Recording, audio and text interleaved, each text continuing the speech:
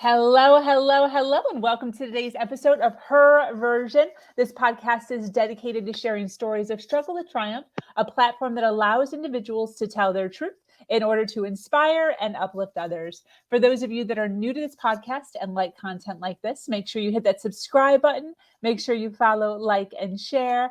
I am your host, Sabrina Victoria. Let's jump right in.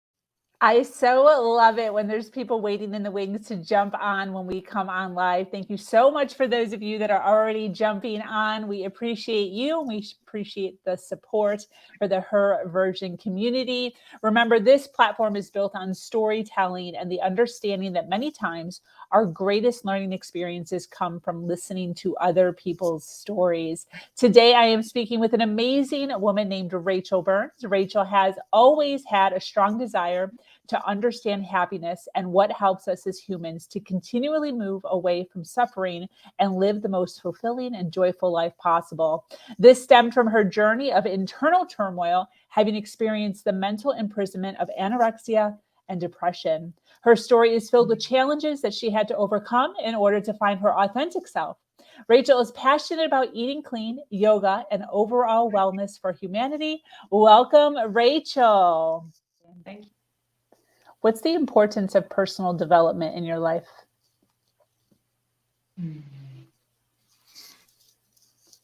One of the huge lessons I've learned along the journey through overcoming depression and building self-esteem is that growth is happiness. And Yes. I realized that one of the things that made me not believe in myself, made me not respect myself, and made me not be a person I could love was the fact that I wasn't showing up. I wasn't growing, I wasn't evolving, I wasn't stepping outside of my comfort zone. So I was living in this place where I was uncomfortably comfortable, not really growing, and just kind of being there, just sort of going through life. Wait a minute. Uncomfortably comfortable. Explain to, I think I know what that means, but can you explain what that means to you? That's good. So choosing the easy path, okay, may feel like it's the easy route, but in reality, we as humans need to feel that our life has purpose. And so when we're living our day to day without this sense of purpose and growth and giving to something beyond ourselves, we're in this place where we're uncomfortable to the point there's something missing. There's like a joie de vivre that's not in our lives that we seek to feed with something else. And so I work with people who are going through rehab, who are, overcoming eating disorders. And often we can turn to something outside of ourselves to give us that joy that when our life has purpose, so we're growing, we find from within. It's this like the feeling that we get after facing up to something that scares us. Like for me, the eye contact, the high that we get after is way beyond any high that we can get from, consuming alcohol or sugar or substances or being in a toxic relationship or restricting food intake. That high is building a relationship with ourselves. It's saying, yes, I did that. I'm proud of me. I'm growing. And so that uncomfortably comfortable place is staying where we are, not growing, and then needing something else to give us the love and the joy that we just don't have in our lives. Absolutely. We have somebody that said, please mention self-love. What do you think that means? Oh, yeah, that's a powerful question. And it's one that comes up a lot. And my understanding of self-love, often when we say self-love, it can be misinterpreted as being something fluffy, or that we're looking in the mirror and saying that, repeating affirmations, like saying, I love you, you're beautiful, You know, I see something I don't like, but I love you anyway. When in reality, my belief is that self-love is built on doing the things that are required to make us respect who we are and to be proud of what we do. Absolutely. And it's, I love that you're saying fluffy.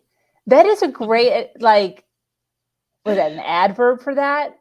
It is. It's, we view it as like relaxing, getting our nails done. Fluffy. That's great. fun. Okay, so that's great. So what, because it repeated again, what is it to you, actually? To me, it's about, to say it in other words, we often see the importance of building a relationship with the people around us. And we will invest time, energy, and effort into building a relationship with our partners, our friends, our family, our kids. And in reality, the most important relationship is the one we have with ourselves, because we live from that. You know, how we relate to ourselves sets the tone for how we relate to everybody. And yet we don't dedicate the same time to saying, okay, if I don't love myself, what do I have to do to be a person I can love? Who do I have to be? How do I have to show up for myself? What does love mean to me? Do I look after my body? This is what I live in. This is my physical expression of myself. Do I look after it? Or do I treat it with disrespect? Do I speak to myself with awful words? What can I do about that? How can I show up for myself each day when I get up? I love that. Yeah. Absolutely. And that, to me, first, it's free. Because that's a big thing I get all the time, like self-love. And they're like, I don't have money to go get my nails done or go get a massage. I'm not financially capable of doing that. But what you're telling us here is mental. It's emotional. It's within. It's actually taking the time to figure ourselves out, meditate, sit on that, create a plan. Yeah. So good. Go ahead. What were you going to say? Yeah. Allowing ourselves to be with ourselves for a period of time every day, however long that may be, so we can actually hear and feel what needs to be heard and felt. Definitely. One of the things that I come against often, and you may also, is, linking up with a potential client or just somebody who's just needing some support, emotionally or mentally. And they're in a dark spot. They're in a dark place. They're in a struggle. They're in a challenge. They're understanding what you and I are talking about right now. They understand, okay, personal development, I guess I can read a book. They're understanding, they're conceptualizing that it could be something that could help them. The dilemma that I find often is just, what is the first step? What is the second step? What are the very first things that somebody should do when they're sitting down, like you're saying, they're doing the self-love, and they're like, okay, I'm going to do it. What do I do? What did your journey look like? What were your 1, 2, 3 of going from when you were in a challenge to stepping out of your challenge? What's some advice you can give us? Yeah, this is a really good one. And this is how meditation can be so powerful. And meditation doesn't necessarily have to be sitting in a lotus position and quietening the mind. Self-reflection and self-awareness is one of the first steps to even being able to know, where do I start? Actually giving space to step back and almost detach from our own personal experience and be able to look at it from an outside perspective and say, okay, what is going on here? What are the thoughts coming up on a consistent basis? What's happening in my life? And I mean, step one is the self-awareness, and I find step two is to start asking questions. I was listening to a podcast the other day, and I can't remember who it was, and he was saying how We live our lives by asking ourselves questions all of the time. And this is how we understand reality. And we often don't even hear the questions we ask. And they have a huge impact on how our subconscious mind responds to the outside world. And just by beginning to consciously create the questions that we ask ourselves. So sitting down, like for me, my first question, I was in a job that made me miserable. I was really unhappy, and I could see I was going down the road to depression again. And so I sat with myself one day and I said, okay, when am I happy?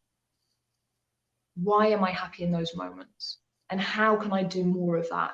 And can I turn this into a career, into something I get to do all of the time, so that what I do as my job makes me happy? And that for me was a huge, huge shift in my life, because it was what I'd studied 5 years at university to become a linguist. And I was just a year out of uni, and bam, I went from being, going towards maybe being an interpreter or a translator to becoming a personal trainer. So it's, like a complete change in a moment when everyone would have said, that's ridiculous. What are you doing? Yeah. But the questions that I would say, okay, does it make me happy? No. If I continue down this path, is it going to make me happy? No. Okay, what am I going to do about it? Wow. And so the next step was taking action. You ask yourself the questions, you find the answer, take action. Even if it's scary, just taking action. Yes, asking questions. I love that. And I love the question, what makes me happy? It's so simple. And then how do I get more of that? That's brilliant. That was only 2 steps though. Do you have another one? Yeah, so the self-awareness, the asking the questions, and then the third one would be the taking action. Taking action. Okay, yeah. Okay, so you did say it. Take action. Yeah. I love that. Yeah. I mean, I think you've seen in your life as well, haven't you, that it can be very scary to do something we've never done. Yeah. And sometimes that fear can hold us back until we get to a place where we're like, okay, I'm done. I have to take action. Now there's no other choice. I'm doing it anyway, even though it's really scary. Yeah. Yeah, 100%. That just gave me the chills. What's holding me back? Something. That totally gave me the chills. That was cool.